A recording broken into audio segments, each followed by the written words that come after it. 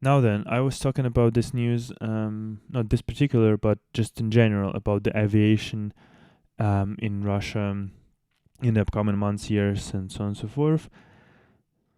And well, it's happening. Since mid 2020, the number of serious accidents in Russian aviation has skyrocketed. I'm not sure, like, skyrocketed is a great, really. This is a bit of a overselling it, but because aviation industry is in general quite safe, any new accident, even if it's a smaller one, like landing gear not properly deploying or having some issues, things like that, right? This is already a major concern, obviously, because even though aviation is quite safe, any major kind of problem can lead to deaths of literally like hundreds of people in one go, basically.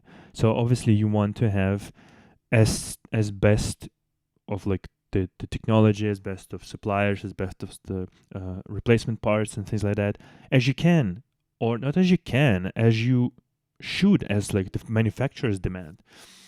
However, Russia, now under sanctions, obviously, and aviation was one of the industries which is controlled basically by like just handful actually of companies, right? Like two, three, four, five max companies are responsible for the majority of all the fleets of the planes, and they have basically exited Russia.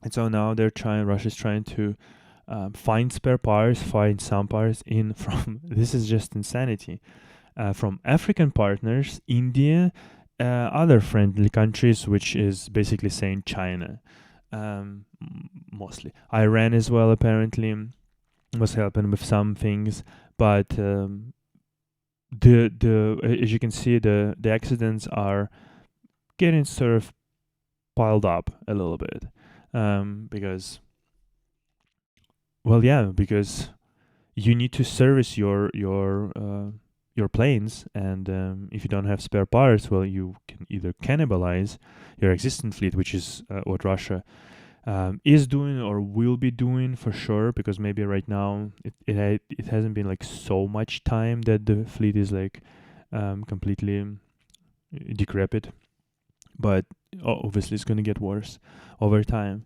And I'm just going to track this particular news because I myself is terrified of flights in any normal circumstances. And just thinking that right now some Russians are still flying, knowing full well, or maybe they don't know. And if they don't know, how the fuck they're not using their brains and don't follow the news at all?